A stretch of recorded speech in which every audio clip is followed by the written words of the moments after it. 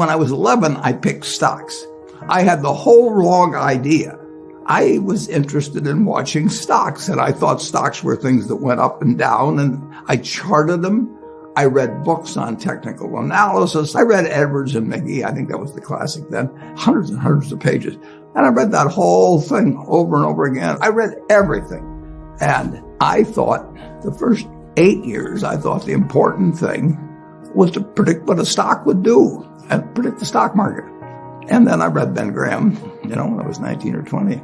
And I realized that I was doing it exactly the wrong way, but it didn't hurt that I had that background and everything. And I rejiggered my mind, and when I read the book, The Intelligent Investor, and from that point, I never bought another stock. I bought businesses that happened to be publicly traded, but I became an owner of a business, and I did not care whether a stock went up or down the next day or the next week or the next month or the next year, and I didn't have any idea what it would do. I didn't know what the stock market would do, but I knew businesses. I'm a bright guy who's terribly interested in what he does. I've spent a lifetime doing it, and I've surrounded myself with people that bring out the best in me, and you don't need to be a genius in what I do. That's the good thing about it. If I went into physics, a whole lot of other subjects, I'd be an also-ran. But I am in a game that you probably need 120 points of IQ, But 170 doesn't do any better than 120. It may do worse, probably do worse, but you don't really need brains. What do you need? You need the right orientation. 90% of the people, I'm pulling a figure out of the air, but 90% of the people that buy stocks don't think of them the right way. They think about something that they hope goes up next week. And they think about the market as something they hope goes up. And if it's down, they feel worse. I feel better. And you think about? I think about what the company's going to be worth 10 or 20 years from now. And I hope it goes down when I buy it, because I'll buy more. I try to keep my competitive spirit in a game where I can win. I do know this. When I want to do something, I always want to do it big. I put my whole net worth in City Service Preferred, $114.75.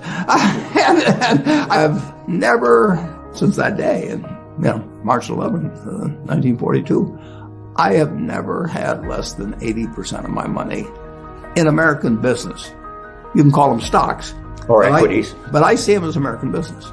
I've owned a piece of American business, at least 80% at all times. I don't want to own anything else. I want to own a home and, things my family wants and all that. But owning 5 homes doesn't mean anything to me, because I'm going to be happy in one home, and there's a certain amount of things that go wrong with everything. And if I got 2 homes, I know I've got more problems and I don't have more happiness. What brings you the happiness? What makes me happiest is what I'm doing. I enjoy 2 things about it. One, I know I'll win over time. That doesn't mean I'll beat everybody else or anything like that. But I'm in a game that's very, very, very easy if you have the right lessons in your mind about what you're buying. I'm not buying stocks. I'm buying pieces of overwhelmingly American business. And I'm happy when I'm doing it. I'm happier when stocks are going down, because I can buy more of them with the same amount of money. I'd be happy if I was a farmer. I'd want farmland to go down so I could buy more acreage. It just makes sense. I'll tell you the second thing I really like. I like being trusted by people. I would rather do what I do with partners than do it sitting in a room myself, even though I might make more money that way. Let's pretend there is no stock market. Let's say I had to buy these privately, like you buy a farm privately, like you buy an apartment house privately. They're investments. So you're looking to say, what can I do with money I've saved to put it away so I feel good about getting it back later under any circumstances, but not necessarily on a given moment. But if I have a farm, it's going to take me a while. But people would be so much better if they actually didn't have a stock market in terms of buying businesses.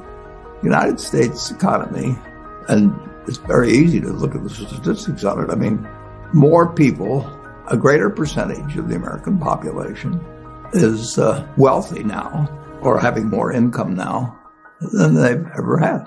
And if you look at whether Bank of America would give you their average deposit, I mean, you just look at the wealth that's out there. That doesn't mean everybody's wealthy, but it does mean relative to any other period of time, I mean, people have more money now. They get mortgages at lower rates than they've ever gotten. So if they want to buy a house or something, right today, you live in an environment where the bottom 2% in terms of income in the United States, the bottom 5%, and for sure the top 1%, all live better than John D. Rockefeller was living when I was 6 years old. John D. Rockefeller was the richest man in the world. And today, you can get better medicine, better education, better entertainment, better transportation. You can do everything better than he could. It's astounding. That's in my lifetime. If you wanted to watch a football game, he still had to go there. And I can sit there with this big screen, and they keep showing me the replay, so that explaining to me what happened and everything. And maybe everybody doesn't have a screen as big as mine, but damn near everybody has a screen or an iPhone or a computer or access to one. And they have access. When I was born, the dentist didn't use Novocaine. So there has been progress, obviously. Oh! And nowhere more than in the United States. There's no country that's done what our country's done. If you go back 3 of my lifetimes, you're looking at less than 1% of the world's population, closer to half of 1%, are sitting in this land. They don't work harder than people in all the rest of the world. I mean, in terms of hours of unpleasant labor, everybody's got hours of unpleasant labor in those days practically. They don't come laden with gold and, they are half of 1%. And they work the same hours. They got the same IQs. They may be a little self-selected in terms of enterprise, in terms of going across oceans and things.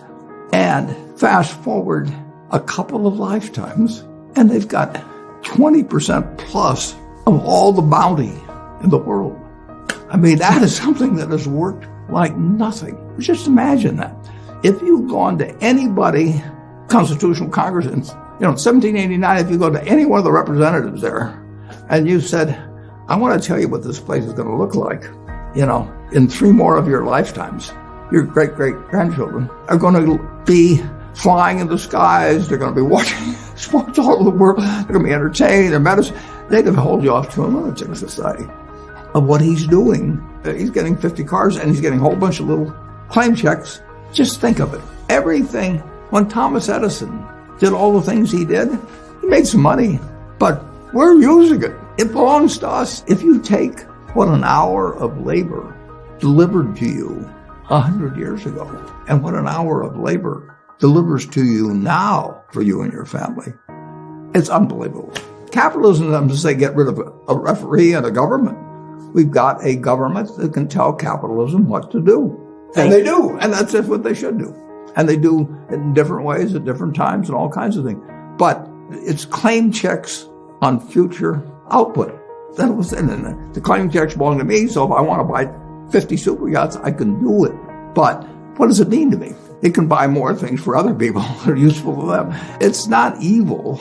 The federal government is the boss in the end. And they shouldn't screw up capitalism, and capitalism shouldn't screw up the federal government. It's very simple.